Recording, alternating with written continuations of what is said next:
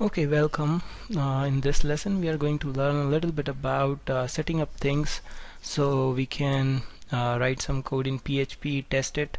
So I'll introduce some of the tools that we would like to use, and the first thing that we need to do is set up an account on website like 000 web host or some other websites. There are some others which also work.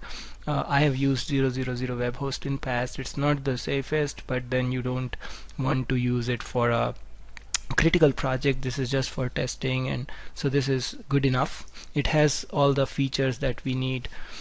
So it has PHP, we can host PHP files. There is PHP MyAdmin and MySQL, and we will learn about that later. But for now, to begin using, you have to create an account on 000 web host. You don't have to pay anything, it's free. And the information that we will be using for now is the domain name is important. You can see the domain name here. This is where our website will be hosted. This is the subdomain. You can choose anything, and there are some of the options for the domain. And one of the things that you have to do is change your FTP password, which could be different from the actual account password. So you have to do this step so that you can actually upload files using FTP. So now you can see the FTP details. There is an option from here also to change the account password. So once you change the account password, type a new password, and then we can use this as our FTP host name.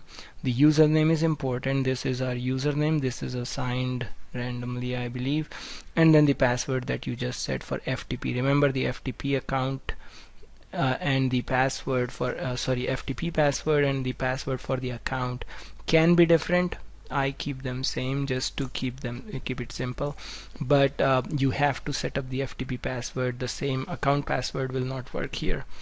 Okay, once you have set it up, we need a third-party program. As you can see here, we need a third-party FTP program to transfer files. There are many options. One of the good options is FileZilla. It's open source, and it's a nice you can see here, open source software under GNU GPL license. So that's the one. Right now I am having some trouble downloading it, so I already have this other one installed, which is called LP Switch. So the WSFTP, so that's another one that I've been using, and it's okay. The WSFTP, there is a free version available, so that's good enough also.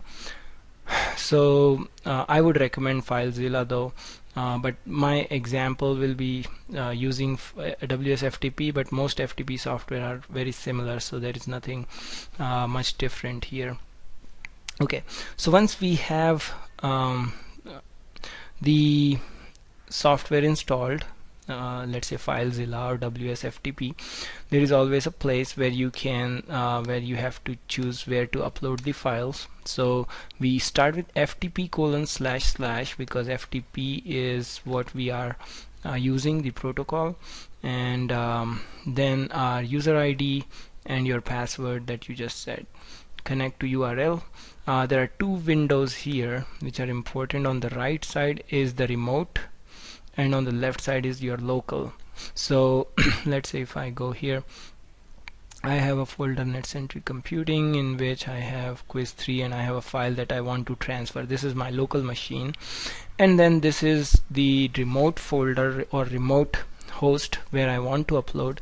Usually a lot of hosts like 000 web host, when you connect, you can see that there is a folder called public_HTML, and the file that we want to upload or we want to be accessible to everyone should be under this directory public_HTML. So if you upload anything in the root folder, you will not no public cannot access those files. Only you can access through FTP, but not others. So typically we will put things under public_HTML, and I have a couple of folders already made there, and the one that I want to transfer file right now is called test. Now it already has a file, but that's okay. I can still it's just easy. You can either select and click on the right arrow, or you can just drag and drop, and once you drag and drop, it will transfer the file. I have changed the settings so that it doesn't ask me if there is a file needs to be overwritten, which you can do by going to options, and in transfers you can see file overwrite prompt. I've changed the settings to don't prompt, because there is a lot of time you want to test a file, you want to keep uploading the file with the same name, and it keeps asking you, do you want to overwrite? So I just avoid that hassle by changing the setting. So now that I have a file in the proper place, we need to go to a browser, and this is important for testing PHP files, because to test PHP files we cannot use our local web browser, because we need some web server to process the PHP and generate the HTML. And for that, either we can install a web server on our own machine, which is a lot of hassle, and so therefore this is much simpler solution without using your resources. So now we know that this is the location of my host. So if I go there, now this is the default page, which is usually we can change this to something else, but I've left it just as it is, just to keep things minimal. Here you can see there are two folders, test and HW3. If I go to test folder, there is a file for each table.php. This is from quiz 3 of line. There is a error here, so on line 4. Now actually I wanted to show you this, that the editor that I'm using is Sublime Text Editor, and this is a nice editor. Although there are many options you can use other editors. Even Notepad is good enough, but of course Notepad is very basic and doesn't have syntax highlighting and so on. TextPad is also good, but Sublime Text is a lot of developers recommend for these kind of tasks.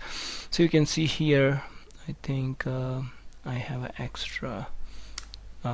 Okay, so you can see this is the code in PHP. This is from one of the questions where we have to create an associative array and then process the array using for each loop and as $key and value. So the key and value will be coming as a pair, just like in Ruby or Python we process hashes, something similar, and then we can do something with those values here. Now because this is we are echoing things and we are using a double quote, so double quotes we don't have to separate the variables using a concatenation operator using a dot. We could just type the variable name, and then the string parser will actually parse the variable name and put the actual value there. So I have saved the file. So what I have to do again is go to the file transfer software, FTP software, and I don't have to refresh, just transfer the file again. And usually there is a beep that will come when the transfer is done.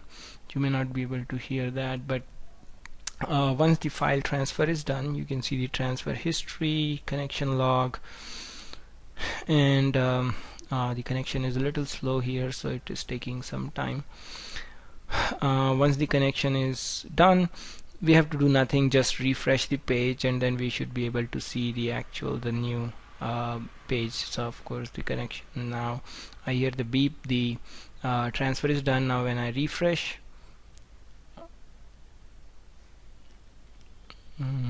okay, I probably missed another error here. Oh, I do need I have double okay, now this should be good.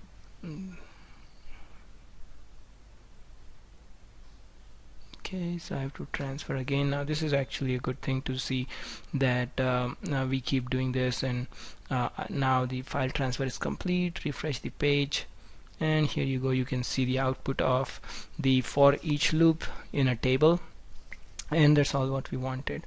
So I introduced you to Sublime Text Editor, again a very simple free software for code, writing code and WSFTP or FileZilla, as I said, is another FTP preferred FTP solution. So one of those we need, and then also we need an account with 000 web host. Okay, thank you.